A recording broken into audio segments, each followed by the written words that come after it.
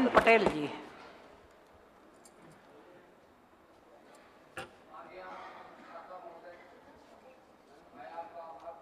कि आपने मुझे बोलने का अवसर दिया है। माननीय महामहिम राज्यपाल महोदय द्वारा विधानमंडल के संवेद सदन में दिए गए सारगर्भित और प्रेरणादायी अभिभाषण पर कृतज्ञता प्रकट करने के लिए प्रस्तुत धन्यवाद का मैं समर्थन कर रहा हूं। महामहिम का संबोधन केवल एक सरकारी प्रतिवेदन नहीं था, बल्कि उत्तर प्रदेश को उत्तम प्रदेश से सर्वोत्तम प्रदेश बनाने का एक स्पष्ट रोड मैप था। उन्होंने अपने भाषण में राज्य की प्रगत कानून व्यवस्था और लोक कल्याण के प्रति सरकार की अटूट प्रतिबद्धता को जिस स्पष्टता से रेखांकित किया है, वह सभी के लिए गर्व व प्रेरणा का विषय है। माननीय योगी आदित्यनाथ जी ने सत्ता को सेवा बनाया और शासन को विश्वास। यही कारण है कि आज उत्तर प्रदेश पूरे देश में मिसाल बनकर खड़ा है। माननीय सदस्यगण, माननीय मुख्यमंत्री योगी आदित्यनाथ जी के मुख्यमंत्री शासनकाल में हम सभी को नई प्रेरणा दे रहा है। विकसित भारत 2047 तक माननीय प्रधानमंत्री जी के नेतृत्व में भारत दुनिया की पहली महाशक्ति के रूप में उभरेगा। महामहिम ने अपने अभिभाषण में राज्य सरकार की उन उपलब्धियों पर प्रकाश डाला है जिन्होंने उत्तर प्रदेश की छवि को वैश्विक पटल पर बदला है। किसान कल्याणकारी योजनाओं से उन्नत किसान, खुशहाल किसान और युवा शक्ति रोजगार और उन्नत की राह पर है। कानून का शासन, भयमुक्त वातावरण और कानून व्यवस्था के सुदृढ़ीकरण से निवेश का नया माहौल है। आर्थिक प्रगति उत्तर प्रदेश का देश की दूसरी सबसे बड़ी अर्थव्यवस्था बनने की दिशा में बढ़ते कदम सराहनीय है। बुनियादी ढांचा, एक्सप्रेसवेज, एयरपोर्ट्स, औद्योगिक गलियारों का जाल बिछाकर उत्तर प्रदेश को कनेक्टिविटी हब बनाया गया है। मैं सदन के माध्यम से अपने क्षेत्र जहानाबाद विधानसभा जनपद फतेहपुर के समस्याओं के संबंध में मैं ध्यानाकर्षण कराना चाहता हूँ। मैं विकासखंड खजुआ में रिन नदी क्षेत्र के निर्माण हेतु मैं आपके ध्यानाकर्षण करते हुए मैं आवेदन कर रहा हूँ। ग्राम रिंद नदी में बशफरा में भी एक रिंद नदी में पुल की सेतु का निर्माण की आवश्यकता है और मैं एक गलाथा पांड नदी सेतु का निर्माण का अवसर। मेरे 6 विधानसभा जहानाबाद में राजकीय महिला महाविद्यालय नहीं और उस वहाँ में राजकीय महिला महाविद्यालय की आवश्यकता है। और मेरे क्षेत्र में गंगा नदी और यमुना नदी में बाढ़ें अधिकतर आती हैं और गंगा नदी में अधिकतर कटान होती रहती है, तो उस कटान को रोकने की व्यवस्था कराने की मैं आपसे अनुरोध करता हूँ।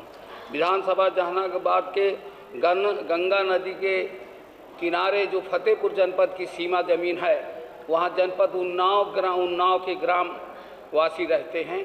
अगर उनका फतेहपुर सीमा पर उनको सुविधा मिल जाए तो अवश्य उनको जो आना जाना उन्नाव जनपद के थानों और तहसील में मुसीबत है का सामना देखना पड़ता है, तो फतेहपुर सीमा पे बसें जनहित में सम्मिलित किए जाएं।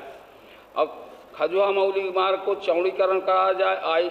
IIT ग्राम खदरा विकासखंड देवमई बनकर तैयार है, उसका शिक्षण कार्य शुरू कराया जाए। और विकासखंड अमौली यमुना नदी के क्षेत्र में सरकारी जमीन उपलब्ध है, औद्योगिक क्षेत्र बनाया जाए। CSC दफसौरा को जो है उसका लोकार्पण कराते हुए उसके जो इंस्ट्रूमेंट हैं वो पूरे किए जाएं। CSC जहानाबाद में अल्ट्रासाउंड की व्यवस्था कराई जाए। तहसील बिनकी और जहानाबाद की दूरी 35 किलोमीटर की है, वहाँ पर एक तहसील का जनहित में तहसील की स्वीकृति कराई जाए।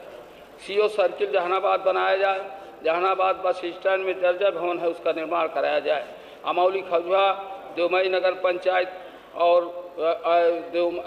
खजुआ अमौली देवमई को नगर पंचायत बनाया जाए।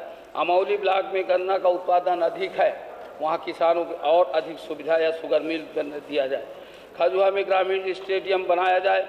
विकासखंड को किसानों के हित में अनुसंधान केंद्र खोले जाएं।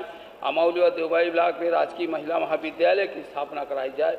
नवीन जयप्रकाश नारायण आवासीय विद्यालय की स्थापना कराई जाए। ग्रामों में के तालाबों में जलभराव हो, उनका निकासी का समाधान किया जाए। और मैं माननीय मुख्यमंत्री जी का धन्यवाद दूंगा कि मेरे विधानसभा क्षेत्र में जो 1985 से पंप कैनाल बंद पड़ा था, परियोजना बंद पड़ी थी और 8000 हेक्टेयर भूमि असिंचित थी, जबकि विपक्ष की सरकारें रहीं। समाजवादी पार्टी की सरकार रही और इनके 3 बार विधायक रहे और एमएलसी रहे, इसके बाद भी इस पंप का नाल को चालू नहीं किया गया।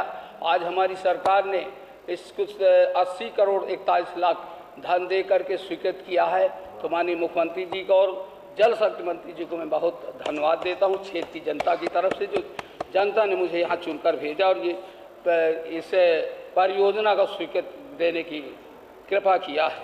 यहीं पर और भी मेरे क्षेत्र में जो सड़कें टूटी जर्जर हैं लोक निर्माण विभाग की, उनकी भी मरम्मत कराई जाए। मैं आपका बहुत आभारी रहूँगा। आपने जनता ने मुझे इस विधानसभा में भेज करके जन समस्याएं उठाने का जो अवसर दिया है, मैं इसके लिए बहुत बहुत धन्यवाद देता हूँ। धन्यवाद।